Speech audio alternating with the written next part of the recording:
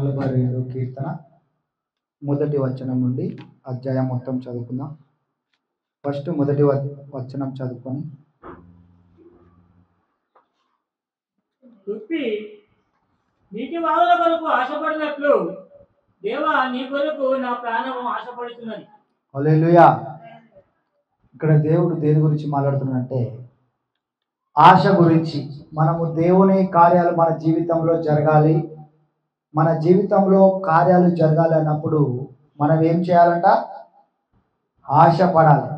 ఇక్కడ దావీదు ఏ విధంగా ఆశపడుతున్నాడంటే దుప్పి నీటి వాగుల కొరకై వేచి ఉన్నట్లు దావీదు ఆ విధంగా వేచి చూస్తున్నాడంట ఆయన కార్యములు జరగాలని. చాలా మంది మనం కార్యాలు జరగాలి, దేవుని కార్యాలు జరగాలి అనుకుంటాం, కానీ కార్యాలు ఎందుకు జరగడం లేదు? మన యొక్క ఆశను బట్టి. ఆశపడు ప్రాణమును యెహోవా తృప్తిపరచును. అంటే మనం ఎప్పుడైతే దేవుని పట్ల ఆశ కలిగి ఉంటామో, ఎప్పుడైతే దేవుడు ఈ కార్యము మాకు చేయాలి, చాలా మంది ప్రార్థన చేస్తారు, దేవా నాకు ఈ కార్యం జరిగించండి. మరలా అదేవిధంగా కొంతమంది అయితే ఇంకా ఎక్కువ ఆశ కలిగి వారు ఉపవాసం ఉండి ప్రార్థన చేస్తారు. అంటే వారి ఆశను వారు ఎక్కువగా చూపిస్తున్నారు. దుప్పి నీటి వాగుల కొరకు ఏ విధంగా అయితే వేచి చూస్తుందో ఆ విధమైన ఆశను మనము దేవుని పట్ల చూపించాలంట. హల్లెలూయా. అంటే మన ఆశ ఏ విధంగా ఉండాలి? దుప్పి నీటి వాగులకై. ఒక నీటి వాగు కనిపించినప్పుడు దుప్పి ఏం చేస్తుంది? దగ్గరికి వెళ్ళినప్పుడు వాటర్ ఉంటాయా? ఉండవు. అయినప్పటికీ మరలా ఆశపడుతూనే ఉంటుంది. అంటే ఆశను కోల్పోదు. ఎక్కడ మనం ఒకరోజు ప్రార్థన చేస్తాం, మళ్ళా ఇక ఏమి జరగట్లేదు, దేవుడు కార్యం చేయట్లేదు అని వెనకలికి వెళ్ళిపోయి ప్రార్థన జీవితమే ఉండదు. ఇక ప్రార్థనే చేయరు. ప్రార్థన జీవితానే ఇక ఎప్పుడో ఒక సంవత్సరానికి ఒకసారి, నెలకు ఒకసారి ఇక దేవుడు కార్యం చేయడేమో అని. కానీ దుప్పు అయితే ఆ నీటి వాగు లేకపోయినా సరే మరలా నీటి వాగు కొరకు ప్రతి క్షణము ఎదురు చూస్తూ ఆశపడుచూ ఉంటుందంట. హల్లెలూయా. అంటే మనము కూడా దేవుని కార్యములను చూడాలంటే మన జీవితంలో, మన యొక్క ఫైనాన్స్ జీవితంలో, మన ఆర్థిక పరంగా, మన యొక్క అనారోగ్యం నుంచి ఆరోగ్యము కావాలన్నా, ఒక అనారోగ్యం ఉందేమో ఆ ఆరోగ్యము దేవుడు ఇవ్వాలి నాకు. డాక్టర్లు కూడా ఈ యొక్క అనారోగ్యం నుంచి విడిపించలేరు. కానీ దేవుడు ఎప్పుడైతే నువ్వు ఆశపడతావో, దేవుని మీద ఆశపడతావో, దేవా నేను దుప్పి నీటి వాగు కొరకై ఏ విధంగా అయితే వేచి ఉందో ఆ విధంగా నేను వేచి ఉంటున్నాను. హల్లెలూయా అని నువ్వు ఎప్పుడైతే దేవుని ఎదల, దేవుని యందు ఆశ కలిగి ప్రార్థన చేస్తుంటావో ప్రతిరోజు దేవుడు ఆశ కలుగు ప్రాణాన్ని దేవుడు తృప్తిపరచండి. హల్లెలూయా. కాబట్టి ఈరోజు దేవుడు మనను ఏదైనా, నీకు సొంత ఇల్లు కావాలా, నీ అప్పులని పోవాలా, ఈ అనారోగ్యం నుంచి నువ్వు బయటికి రావాలా, దాని విషయమై దేవునికి ప్రార్థన చేయాలి. ఏ విధంగా అంటే దేవునికి ఆశ కలిగి ఉండాలంట. వీడేంటి ఇంతగా చేస్తుండు? ఒకరోజు కొంతమంది 10 నిమిషాలు చేస్తారు ప్రార్థన, కొంతమంది గంట సేపు చేస్తారు, కొంతమంది 2 గంటలు చేస్తారు.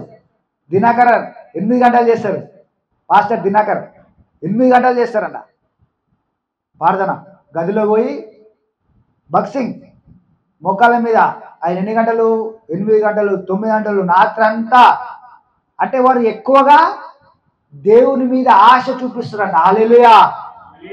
దేవుడే ఈ కార్యం చేయాలి, దేవుడు నన్ను విడిపించాలి, దేవుడు నన్ను ఇందులో నుంచి బయటికి తీసుకొని రావాలి అని ఎవరైతే ఆశ కలుగుతారో, ఆశ కలిగి ఎక్కువగా ప్రార్థన చేస్తారంట. ఆశ ఎక్కువ ఉన్న వాళ్ళకి నా పరిస్థితి మారాలి, నా భర్త మారాలి అని ఎవరైతే ఎక్కువ ఆశగా చూపిస్తారో దేవునికి, వారి జీవితంలో దేవుడు గొప్ప గొప్ప కార్యాలు చేసినట్ట. హల్లెలూయా. అయితే ఎవరు ఎక్కువగా చూపించారు? ఇజ్రాయేలు దేశము, ఇజ్రాయేలు ప్రజలు ఐగుప్తులోకి పోయినప్పుడు 400 సంవత్సరాలు వారు ఏమై ఉంటారు? బానిసత్వలో ఐగుప్తు దేశంలో ఉంటారు. అయితే వారు ఏం చేస్తురంట? దేవునికి మొరపెడుతురు, ప్రభువా నన్ను ఈ యొక్క బానిసత్వం నుంచి విడిపించు అని 1 సంవత్సరం ప్రార్థన చేశారు, 2 సంవత్సరాలు ప్రార్థన చేశారు. ఆశను కోల్పోలేవారు. 107 కీర్తన 107 మళ్ళీ అక్కడికి వెళ్ళి మళ్ళీ 42 కోసం 107వ కీర్తన. ఇందులో 4 వచనాలు ఉన్నాయి. ఆ 4 వచనాలు చదువుకొని మళ్ళీ మనము 42 కోసం 107వ కీర్తన 6వ వచనము 6వ వచనం ఒకటి, మళ్ళా 13, 19, 28. ఫస్ట్ 6వ వచనం. వారు కష్టకాలమందు యెహోవాకు మొరపెట్టిరి, ఆయన వారి ఆపదలో నుండి వారిని విడిపించండి. 13వ వచనం. కష్టకాలమందు వారు యెహోవాకు మొరపెట్టిరి, ఆయన వారి ఆపదలో నుండి వారిని విడిపించండి. 19. కష్టకాలమందు వారు యెహోవాకు మొరపెట్టిరి, ఆయన వారి ఆపదలో నుండి వారిని విడిపించండి. 28. 4 సార్లు ఉంటాయి. చదువు. శ్రమకు తాళలేక 28. శ్రమకు తాళలేక వారు యెహోవాకు మొరపెట్టిరి, ఆయన వారి ఆపదలో నుండి వారిని విడిపించండి. హల్లెలూయా. హల్లెలూయా. 42 కొద్దాం.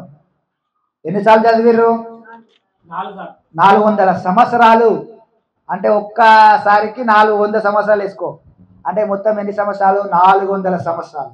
అందుకే ఇక్కడ 107వ కీర్తనలో ఎన్నిసార్లు రాశారు? 4 సార్లు.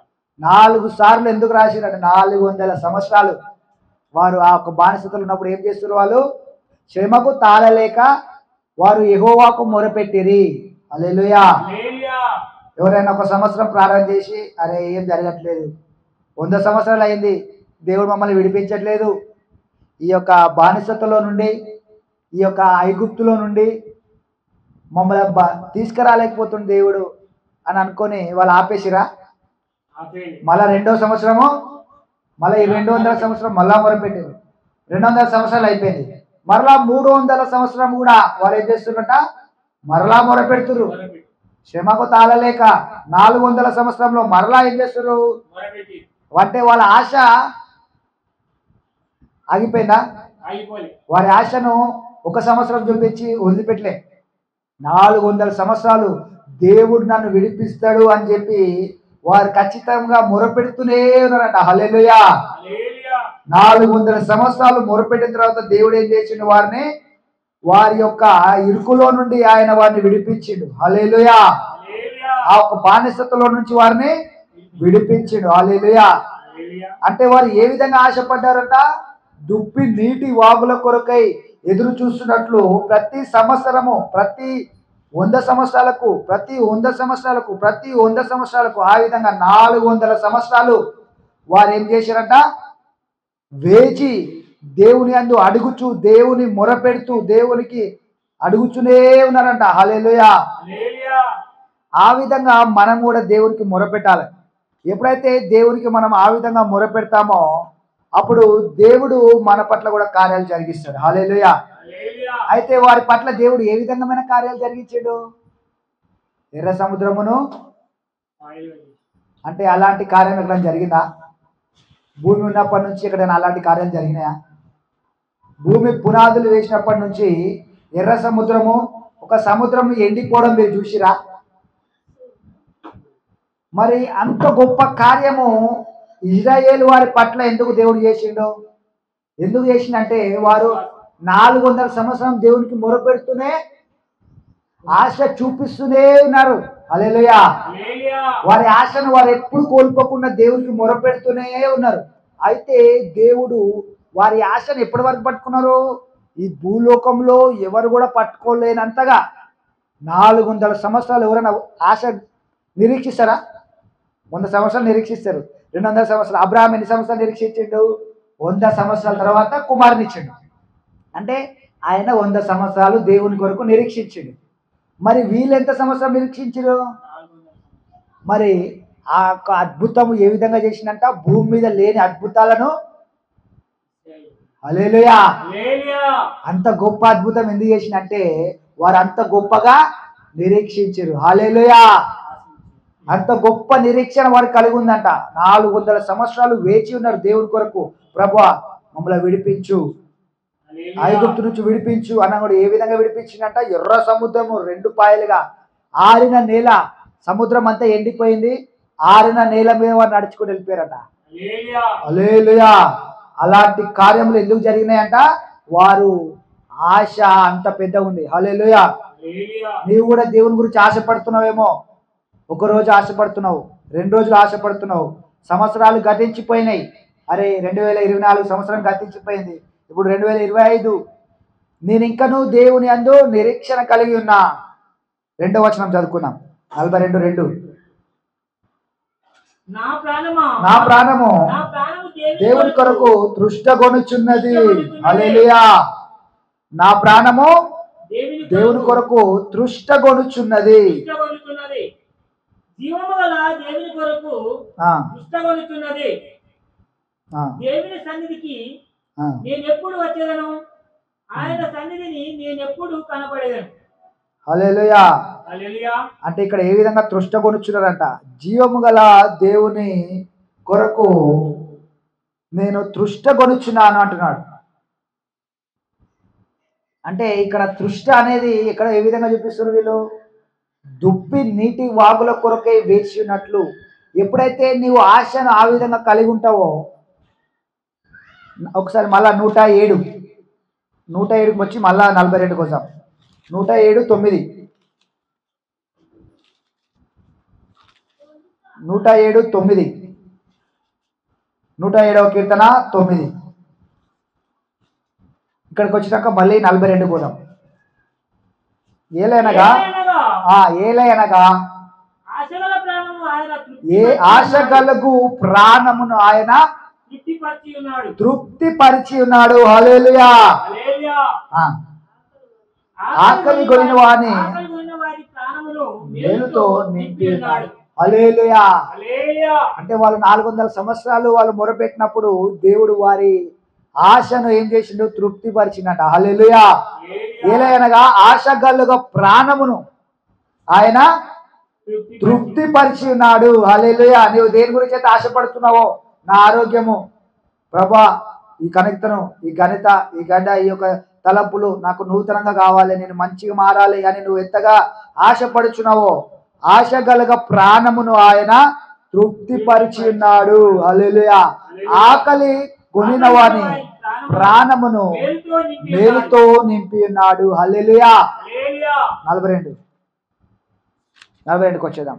అంటే ఇక్కడ ఏం రాయబడి ఉందంటే, ఆకలి కొనిన ప్రాణమును. నువ్వు దేని గురించి ఆకలి కొని ఉన్నావో, ఇప్పుడు నేను నాకు ఆకలి ఇది. చాలామంది నా ఆకలి నేను ఐఏఎస్ కావాలి. ఒకరు ఎట్లా చదువుతారు? చదివేటోళ్ళు రాత్రి పగలు 24 గంటలు వాళ్ళు చదువుతూనే ఉంటారు. వారి ఆశ ఏంటి? వారు ఐఏఎస్, ఐపీఎస్, నేను కలెక్టర్ కావాలి, నేను లాయర్ని కావాలి, నేను పెద్ద ఆఫీసర్ని కావాలి అని వారు ఏం చేస్తారంట?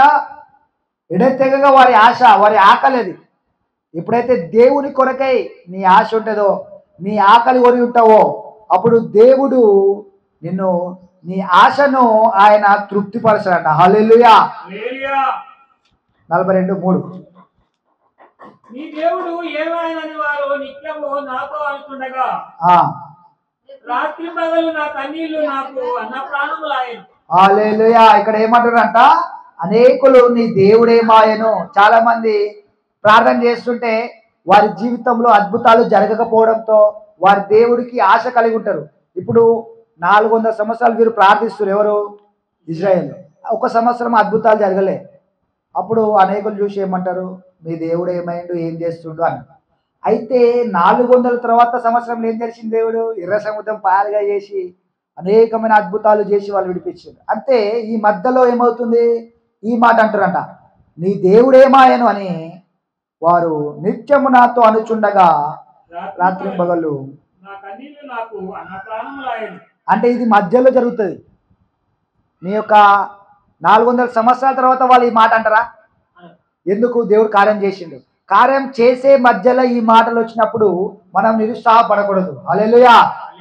అంటే దేవుడు కార్యం చేయబోతుండు, ఒక్కరోజు కార్యం చేయలేదే, ఏంది, ఏం జరగట్లేదు అని నిరుత్సాహపడద్దు.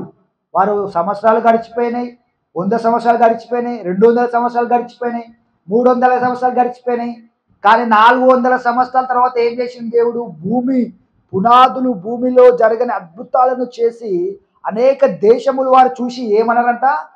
మీ దేవుడు చేసిన కార్యములు మేము చూసినప్పుడు మా యొక్క హృదయాలు మా గుండెలన్నీ జారిపోయినాయి అన్నారట. హల్లెలూయా. అంటే దేవుడు ఏ విధంగా గొప్ప అద్భుతాలు చేసిండు. ఆ దేశంలో స్వాధీనపరచుకోవడానికి వారు వెళ్ళినప్పుడు అక్కడ ఉన్న వాళ్ళు సాక్ష్యం చెప్తున్నారట, మీ దేవుడు ఈ ఎర్ర సముద్రం 2 పాయలుగా చేసినప్పుడు మేము విన్నప్పుడు మా హృదయంలో మా హృదయంలో లేదు, జారిపోయింది అన్నారు. హల్లెలూయా. ఎవరు తీసుకొచ్చారు? యెహోషువ వారందరినీ ఆ దేశంలోకి వచ్చినప్పుడు, దేశంలో స్వాధీనపరచుకున్నప్పుడు అనేకులు ఈ సాక్ష్యాలు చెప్తారట, ఇలాంటి కార్యాలు చేసిండు మీ దేవుడు, మేము కూడా విన్నాం. ఆ దేశంలో చేసిన కార్యాలన్నీ ప్రపంచ దేశాలన్నీ విన్నాయట. హల్లెలూయా. 3:4 చదువు. జన సమూహంతో ఆ, పండుగ చేస్తున్న సమూహంతో నేను వెళ్ళిన సంగతిని సంతోషం కలిగి స్తోత్రము చెల్లించుచు ఆ, నేను దేవుని మందిరమునకు వారిని నడిపించిన సంగతిని జ్ఞాపకం చేసుకొనగా ఆ. నా ప్రాణము నాలో కరిగిపోతున్నది. మొత్తం అధ్యాయం మొత్తం కదా. నా ప్రాణమా ఆ, నీవు ఎలా కృంగి ఉన్నావు, కృంగి ఉన్నావు, నాలో నీవేలా తొందరపడుతున్నావు. నీవు నాలో ఎలా తొందరపడుచున్నావు. చాలా మంది ఏమంటారు, తొందరపడతారు కదా, అద్భుతం జరగాలి, ఏంది ఒక్క రోజు అయింది, సంవత్సరాలు సరిపోతున్నాయి, ఏంది అని. అందుకని ఇక్కడ దావీదు తాను దేవుడు గొప్ప కార్యాలు చేస్తాడు, దేవుని అందు నిరీక్షణ కలిగి వేచి ఉండమంటున్నాడు. మళ్ళీ చెప్పండి. నా నా ప్రాణమా నీవు ఎలా కృంగి ఉన్నావు, నీవు ఎలా కృంగి ఉన్నావు, నాలో నీవేలా తొందరపడుతున్నావు. నాలో నీవేలా తొందరపడుచున్నావు. దేవుని యందు నిరీక్షణ ఉంచుము, దేవుని యందు నిరీక్షణ ఇంకాను ఉంచుము. దేవుడు కార్యాలు జరిగించబోతున్నాడు, నిరీక్షణ ఉంచుము అంటున్నాడు. హల్లెలూయా. హల్లెలూయా. దేవుని యందు నిరీక్షణ ఉంచుము, ఆయనే నా రక్షణకర్త అనియు నా దేవుడు అనియు చెప్పుకొనుచు ఇంకను నేను ఆయనను స్తుతించగలను. హల్లెలూయా. ఇంకను అనేకులు ఏమంటున్నారంట, 3వ వచనంలో అనేకులు నీ దేవుడేమాయను అని అనేకులు అంటున్నా కూడా ఇక్కడ 5వ వచనంలో ఏమంటున్నారంట, ఇంకను నేను నా దేవుడైన యేసయ్యను నేను ఇంకను స్తుతించేదను అన్నాడు. హల్లెలూయా. అంటే ఇంకా పరిస్థితులు ఏ విధంగా ఉన్నా, పరిస్థితులు ఇంకా మార్చబడకపోయినా ఇకను నా దేవుడు మార్చగలడని తెలుసు కాబట్టి నేను ఇంకను దేవుని గట్టిగా పట్టుకుంటా. హల్లెలూయా. హల్లెలూయా. మళ్ళీ చదువు ఇంకో వచనం. నా దేవా నా ప్రాణము నాలో కృంగి ఉన్నది, నా ప్రాణము నాలో కృంగి ఉన్నది. కావున యోర్దాను ప్రదేశము నుండి యెర్మోను పర్వతం నుండి మీసారు కొండ నుండి నేను నిన్ను జ్ఞాపకం చేసుకొనిచున్నాను. హల్లెలూయా. ఇంకను ఆయన కొండల మధ్య నుంచి ఏ విధంగా ప్రజలను తీసుకొచ్చాడు, ఏ విధంగా ఆశ్చర్యకార్యాలు చేశారు, వాటిని జ్ఞాపకం చేసుకొని నిరీక్షణ కలిగి ఉన్నాడంట. నీ జల ప్రవాహం ద్వారా నీ జల ప్రవాహ ద్వారా నీ జల ప్రవాహాల ధ్వని విని కరడును పిలుచుతున్నది. నీ అలలన్నీ నీ తరతరములన్నీ నా మీదుగా పొర్లి పారినవి. అయినను పగటి వేళ యెహోవా తన కృప కలుగా ఆజ్ఞాపించును. హల్లెలూయా. ఆయన కృపను కలిగించినట, ఆజ్ఞాపించను. ఆయనను పగటి వేళ యెహోవా తన కృపను కలుగా ఆజ్ఞాపించెను. రాత్రి వేళ ఆయనను గురించిన కీర్తనయు నా జీవితమైన దేవుని గురించిన జీవాధారమైన దేవుని గురించిన ప్రార్థనయు నాకు తోడుగా ఉండును. హల్లెలూయా. ఆయన ప్రార్థన చేస్తూ దేవుని ప్రార్థన తోడుగా ఉందని చెప్పి ముందుకెళ్తున్నాడంట. హల్లెలూయా. కావున నీవేళ నన్ను మరచి ఉన్నావు,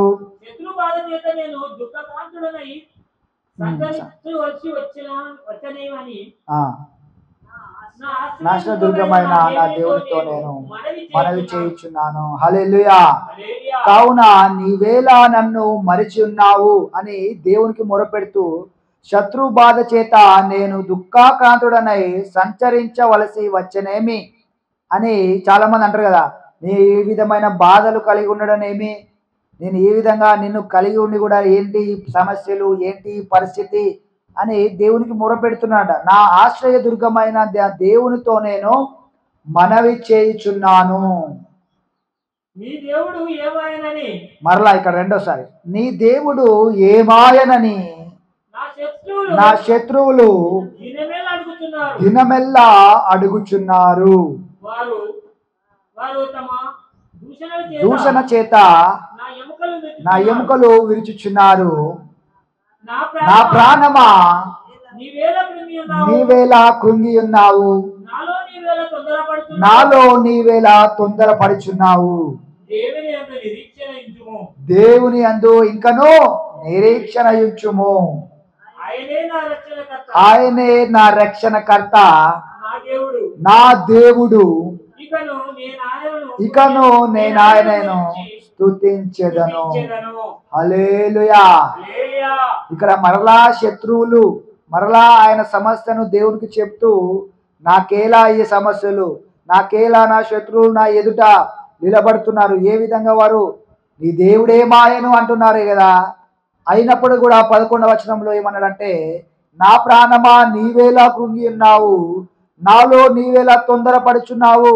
అంటే ఇంకా అద్భుతం జరగలేదు. ఏంది ప్రభువా, వారు ఇంకను అవమానకరంగా మాట్లాడుచున్నారు, అవమానము జరుగుచున్నది కదా అని చాలా మంది కృంగిపోయి ఏమి చేయలేకపోతున్నాం, ఏంది ఏంది అని కలవరపడతారు. కానీ ఇక్కడ దావీదు తన్ను తాను, నా ప్రాణమా నీవేలా కృంగి ఉన్నావు, నాలో నీవేలా తొందరపడుచున్నావు. ఆయనే నా రక్షణకర్త, నా దేవుడు. ఇంకను నేను ఆయనను స్తుతించెదను. హల్లెలూయా. ఇంకను ఆ పరిస్థితి ఇంక ఘోరమైన, డాక్టర్లు మాట చెప్పొచ్చు, ఈ బతుకమ్మా నువ్వు, నీ పరిస్థితి అయిపోయింది. అయినను ఇంకను నేను ఆయన స్తుతించెదను అంటున్నా. హల్లెలూయా. ఎందుకంటే నా దేవుడు నిరీక్షించబడు వారి యొక్క నిరీక్షణ ఏమైతుంది, నిరీక్షించిన వారి యొక్క నిరీక్షణ నిజ స్వరూపంగా మారుతుంది అంట. హల్లెలూయా. ఆయన నిరీక్షిస్తుండు నా దేవుడు స్వస్థపరుస్తాడని. కానీ డాక్టర్ ఏమన్నాడు, నీవు ఇక బతుకవు, 5 రోజులే నీకు అన్నారు. కానీ ఒక సాక్ష్యం కూడా దేవుడు అద్భుత రీతిగా ఆమెను బతికించాడు. హల్లెలూయా. అంటే నిరీక్షించిన వాళ్ళు, దేవుడు యేసయ్య నన్ను స్వస్థపరుస్తాడు, యేసయ్య నన్ను బాగు చేయగలడు దేవుడు అని ఆమె నిరీక్షించింది కాబట్టి ఆమెను దేవుడు జీవముతో నిలబెట్టిండి ఇప్పుడు ఈరోజు. హల్లెలూయా. ఇకను నేను ఆయన స్తుతించెదను. అంటే ఆ పరిస్థితి ఎంత ఘోరంగా అయినా, అప్పులైనా, ఆ పరిస్థితి ఎంత ఘోరమైనా సరే దేవుడు దాన్ని మార్చగలడు. మారాను మధురంగా మార్చిన దేవుడు. హల్లెలూయా. మారా అంటే చేదైన నీటిని దేవుడు మధురమైన నీటిగా మార్చాడు. అలాంటి దేవుడు కాబట్టి మన పరిస్థితులలో, మన సమస్యలలో కృంగిపోయిన ఇతరులు మన పట్ల చూసి నీ దేవుడు ఏమాయను అని అనేకులు మాట్లాడుచున్నా కూడా నా ప్రాణముగా మౌనముగా ఉండి దేవుని నిందు నిరీక్షణ కలిగి ఉండుము. హల్లెలూయా. దేవుడు 2 ఘనతను ఇవ్వబోతున్నాడు. హల్లెలూయా. దావీదును హెచ్చించి దేవుడు సింహాసనం మీద కూర్చోబెట్టిండు. హల్లెలూయా. కాబట్టి దేవుడు నిరీక్షించిన వారి యొక్క నిజ స్వరూపంగా మార్చాడు. వారి ఆశ్రభంగము కానేరదు. హల్లెలూయా. 62:5 కీర్తన 62:5 అంటే వారి నిరీక్షణ ఎప్పటికీ కోల్పోకూడదంట. వారి నిరీక్షణ ఎప్పటికీ కోల్పోకూడదు. 62:5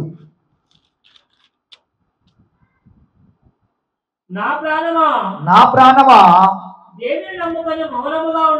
దేవుని నమ్ముకొని నీవు మౌనముగా నుండుము. ఆయన వలననే నాకు నిరీక్షణ కలిగి ఉన్నది. హల్లెలూయా. ఆయన యందు నిరీక్షణ కలిగి ఉన్నదంట. అంటే నిరీక్షణ అంటే ఒక హోపు, నీ భవిష్యత్తుకి ఒక హోప్ అంటే నీ భవిష్యత్తు బాగా అవుతుంది, నీ పరిస్థితి మారుతుంది అనే ఒక నిరీక్షణ. చాలామందికి నిరీక్షణ లేక ఏం చేస్తారు, వాళ్ళు సూసైడ్ చేసుకుంటారు. నిరీక్షణ లేదని వారిని వారే హతం చేసుకుంటారు. చనిపోతారు చాలా మంది. ఇక నాకు ఫ్యూచర్ లేదేమో, నాకు నిరీక్షణ లేదేమో, ఇన్ని సమస్యలు ఉన్నాయి, ఇక నేనేం బతుకుతా, ఇంత అనారోగ్యం ఉంది, ఇన్ని సమస్యలు, ఇంత అప్పు, నేను బతకలేనిక అని చాలా మంది నిరీక్షణ లేని వారై ఉంటారు. ఈరోజు దేవునిలో ఏమంటాడంట, నా ప్రాణమా దేవుని నమ్ముకొని మౌనముగా నుండుము, ఆయన వలననే నాకు నిరీక్షణ కలుగుచున్నది. హల్లెలూయా. అంటే దేవునిలో మనకు నిరీక్షణ ఉన్నది. ఆ పరిస్థితిని మార్చగల నిరీక్షణ ఆ దేవుడు ఇవ్వగలుగుతున్నాడు. హల్లెలూయా. ఈరోజు మనకు ఒక నిరీక్షణ ఇస్తుండు, నీ పరిస్థితి మార్చబోతుంది. ఈరోజు ఇన్ని సంవత్సరాలుగా నీ పరిస్థితి మారలేదేమో, ఇంకా అప్పులే, ఇంకా అద్దె, ఇంకా అనారోగ్యమే, కానీ ఈరోజు దేవుడు మనకు ఒక నిరీక్షణ ఇస్తుండు, నీ పరిస్థితి మారుతుంది. హల్లెలూయా. ఈరోజు నీ అప్పు పోతుంది, నీ యొక్క అద్దె సమస్య, నీ అద్దెలు నువ్వు సొంత ఇల్లుగా మార్చబోతున్నాడు దేవుడు. హల్లెలూయా. సామెతలు 23:18. సామెతలు ప్రొవర్బ్స్ చాప్టర్ 23:18. ప్రొవర్బ్స్ సామెతలు 23:18.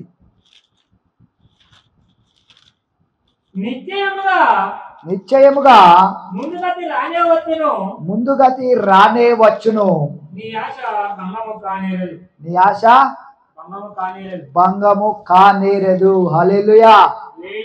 అంటే ఇక్కడ ఏమంటున్నాడంట, నిశ్చయముగా, హల్లెలూయా, తప్పకుండా నా పరిస్థితి మారుతుంది, తప్పకుండా నేను ఈ అప్పులు అనే ఊబిలో నుండి బయటికి వస్తా, నిశ్చయముగా నా పరిస్థితి మారుతుంది. హల్లెలూయా.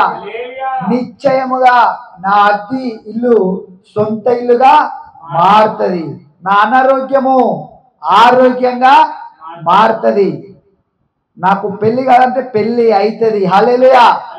అంటే నిశ్చయముగా నీకు నిరీక్షణ ఉందంట దేవునిలో, యేసయ్యలో మనకు నిశ్చయము. అంటే ఖచ్చితంగా నీ పరిస్థితి మారుతుంది, ఖచ్చితంగా నువ్వు పాస్ అవుతావు. చాలా మంది ఫెయిల్ అవుతారు, అయితే ఆ ఫెయిల్ అయ్యే ఎగ్జామ్స్లో చదవలేక ఫెయిల్ అవుతారు. అయితే దేవునిలో ఎప్పుడైతే దేవుని నువ్వు ప్రార్థించి ఏదైతే నువ్వు చదువుతావో అవన్నీ కూడా దేవుడు ఖచ్చితముగా నిశ్చయముగా నేను పాస్ చేస్తాడంట. హల్లెలూయా. అందుకన్నాడు నిశ్చయముగా ముందుగతి రానే వచ్చును, నీ ఆశ భంగము కానేరదు. హల్లెలూయా. నీ ఆశ భంగం అవుతుందా? నీకు నిరీక్షణ ఉంది, నిశ్చయత ఉంది, నిశ్చయముగా నా ఆశ భంగము కానేరదు.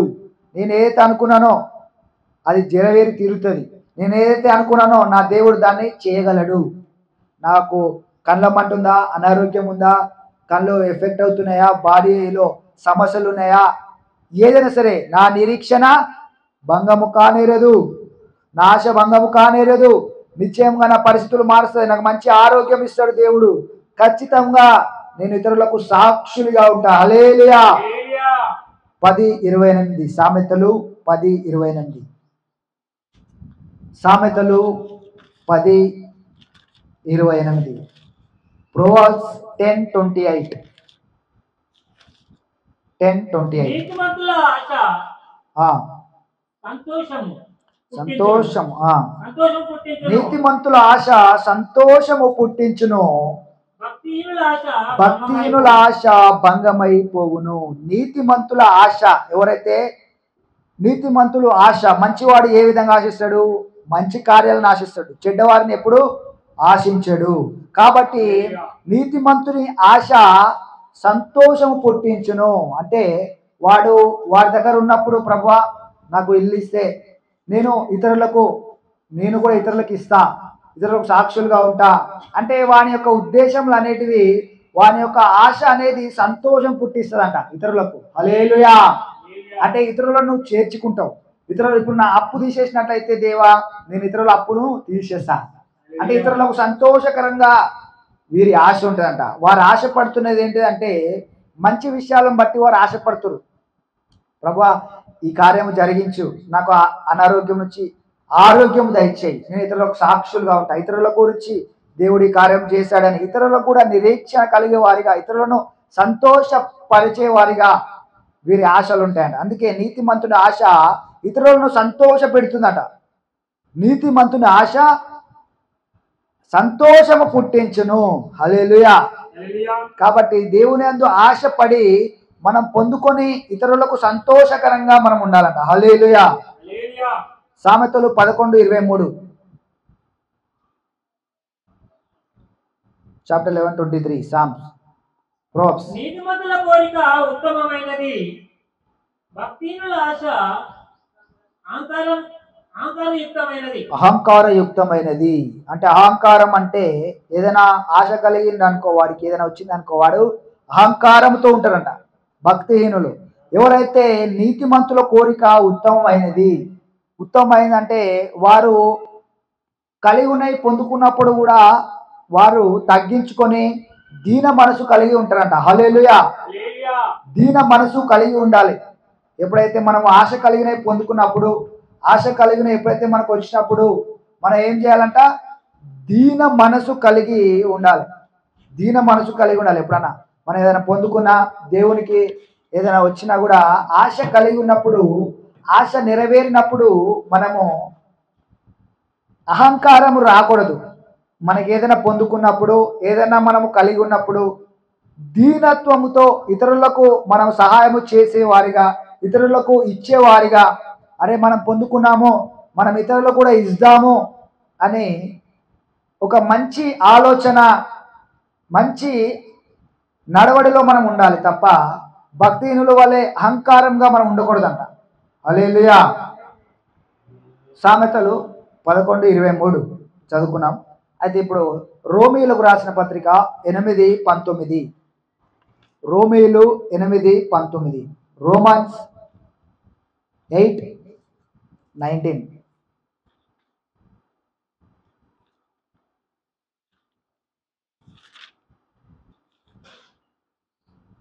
8:19 8:19. దేవుని కుమారుల ప్రత్యక్షత కొరకు సృష్టి మిగుల ఆశతో చేరి సూచిస్తూ కనిపెట్టుచున్నది. హల్లెలూయా. ఇక్కడ సృష్టి అంతా కూడా ఆశపడుచుందంట. దేవుని కుమారుల ప్రత్యక్షత కొరకు సృష్టి మిగుల ఆశతో తేరి చూచుచు కనిపెట్టుచున్నది. హల్లెలూయా. అంటే ఇక్కడ ఈ యొక్క సృష్టి అంతా కూడా మన యొక్క సమృద్ధి, మన యొక్క ఆశ నెరవేర్చును చూసి సృష్టి కూడా ఆశపడుతుందంట.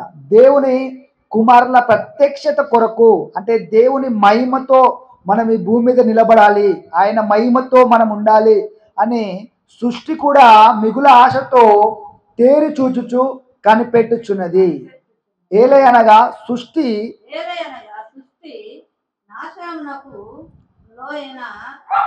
దాస్యములో నుండి విడిపింపబడి దేవుని పిల్లలు పొందబోవు మహిమ గల స్వాతంత్రము పొందుతున్నను నిరీక్షణ గలదై స్వేచ్ఛగా కాక దానిని లోపరిచిన వారి మూలంగా వ్యర్థపరచబడింది. అంటే ఇక్కడ దేవుడు మనల్ని ఆయన మహిమతోటి నింపి ఈ సృష్టికి మనల్ని ఆశీర్వాదకరంగా చేయబోతున్నాడు. హల్లెలూయా. వారిగా అనేకులకు వీరు ఆశీర్వాదకరంగా ఉండేవారిగా వీరిని మార్చుమని ప్రార్థిస్తున్నాడు. అవునయ్యా, నీకు అసాధ్యమైనది లేదు. ఆకాశ వాక్యాలను విప్పి పట్టజాలనంత సమృద్ధిని కుమ్మరిస్తాను వాగ్దానం ఇచ్చినప్పుడు. వెండి నాదే, బంగారము నాదే అన్నావు ప్రభా. అవునయ్యా, నువ్వు ఇచ్చే దేవుడు, ఆశీర్వదించే దేవుడు. నేను ఆశీర్వదించి బలపరిచి నేను ఆమెను మయంపరచుకోమని యేసు నామములో ప్రార్థిస్తున్నాము తండ్రి.